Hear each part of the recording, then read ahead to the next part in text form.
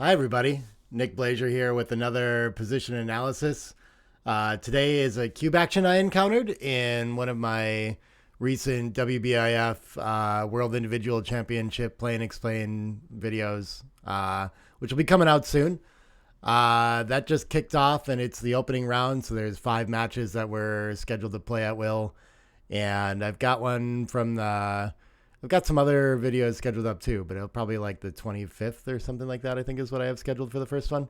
So those will come out on Saturday. Not necessarily at pace with the tournament, but just to space them out so you guys have something to watch all the time. But yeah, this is a really challenging class of cube for me that I wanted to talk about too. Before we hop into it, my next tournament coming up is still Cherry Blossom out in Virginia, and I'm excited about all the things we might be doing with that. Talking more about that today to figure that out too.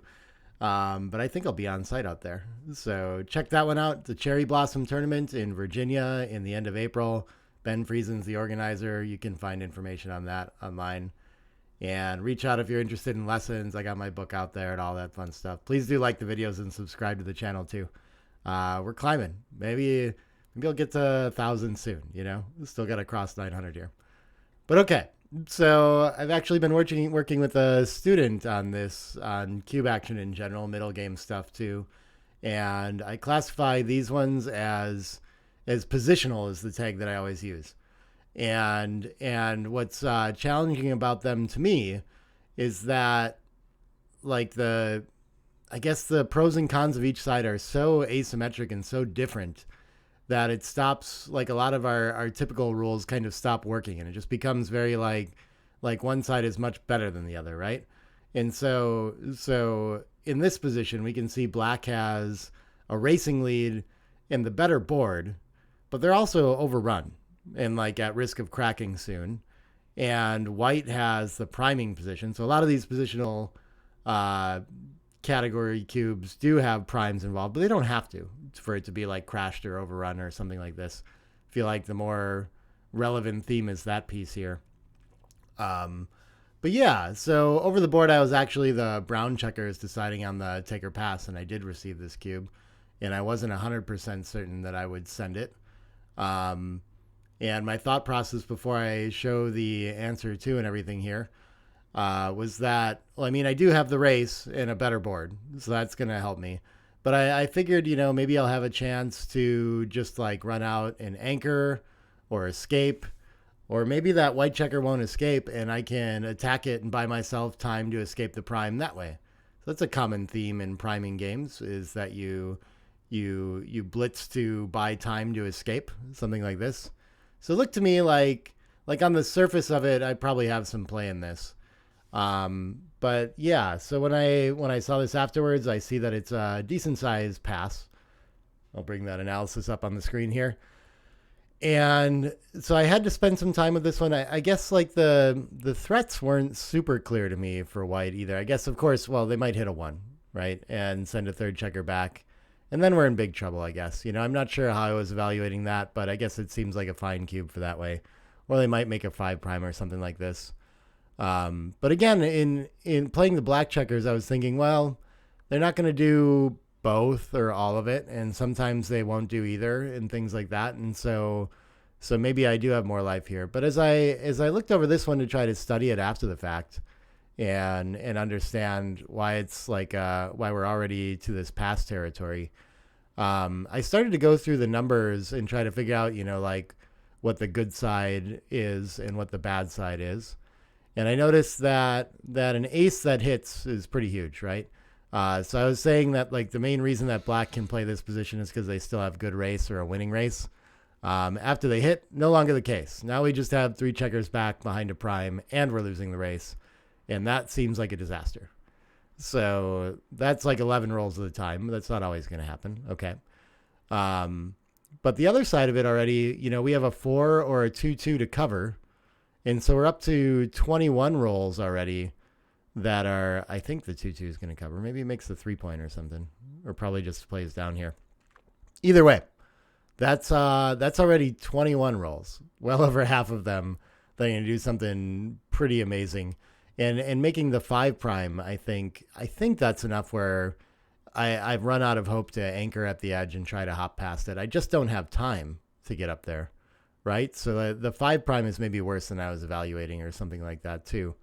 But additionally, we can see that a 5-3 can build from the front too that we haven't accounted for. We've already accounted for aces hitting with the 3-1 or 5-1. Maybe they would make the 5 prime instead, but either way, we've already counted them as great rolls. So that is 23 rolls we're up to. Okay, we're running out of reasons to play this for black. So what are some other things that could happen? Our opponent could roll a big set. Like, I mean, we already counted 4s in covering there. But what if they roll, let's look at, how about double 3s? Okay, that one links up with a 7 and can make a 5 prime as well. Ouch. So we're up to 24. What about double 6s or double 5s? Well, those can either just escape and have a winning race, or probably do even a little better and turn this into a blitz and maybe win a gammon that way. So pretty devastating upside on those numbers too. What are we up to? 26? It's getting hard to come up with good numbers for us. So how about, okay, I look at it like a 6-2 and it doesn't do a ton, but that at least makes the 3 point, right? So we have a gapped 5 prime after that. I'm still not sure I really want to play this. So that's on the weaker side, and we've gone through the most of the rolls. And I looked in dice distribution too, just to try to figure out, what the absolute worst roll was or something like that.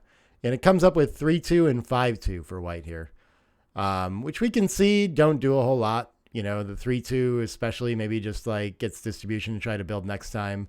5-2 might try to run at least. But, so some of the time, we're just going to be in the same position where maybe we're not threatening the shot anymore, but, there's still sort of clearly a lot of work for black to do to like hope to hit a shot. And if they don't like turn that around right away, then they're under that same sort of 5 prime pressure right away again. So this advantage feels pretty persistent as well, even when white doesn't do much on this roll. There aren't like huge anti-jokers for white here. And I kind of felt like in a position like this, like probably there would be, like there'd be some sort of disaster that did nothing. But again, like if 5-2 and 3-2 are the worst, well, they're not that bad. They still leave white a huge favorite in this position. And black has a little bit like too much to do at once.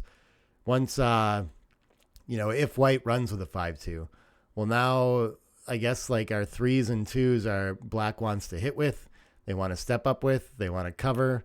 They want to hop out and hit, but they have a blotting board. So there's like a little drawback to everything good that could happen, So yeah, to me, I don't know why that is. I don't know if that's everyone, why this is so. I really have to dig into it and think about the numbers to understand why more positional cubes like this can be doubles and passes, even when black's winning the race and has a better board. I guess it kind of breaks down some of our early tools we learn about cube action, like Pratt, position, race, and threats. It might kind of mess with something like that. And these are just their own unique class. And I found that I have to look at a lot of them to kind of get a feel for where this happens and about when the threats are enough and things like that. But yeah, I don't know. They just challenge my calculating capacity to figure out exactly what's going on, and what the action is, how playable this is, what's going to happen in the future. I have to think about it to get there, and I don't just see it like a lot of different positions. So yeah, maybe you've run into something like this over the board, struggled to understand exactly what's going on and when to send these, and it's kind of on white's threats. We can think of that as market loss, but after I went through all the dice, like I talked about, it's almost like better to think about this position as not having, I don't know what it was, 28, 30 threats out of 36. You might as well play this position as though that's already the future, when that's like something good's almost always going to happen. And we have like 4 minor anti-jokers then that aren't like as amazing, right? So we can already play this position as though white has a 5 prime or a 3rd checker back, and if we look at it that way, then it's a little easier to maybe find the double in the pass here. Not on threats, but just on like the clear, this is always going to happen next roll, which is just a little bit different way to think about it too. But yeah, I hope that helps. I'll be back with more position analysis videos soon. as well as all the other things on the channel. The interviews are still going. The Play and Explains are going hard. Yeah. So more to come. Talk to y'all soon. Thanks, everybody.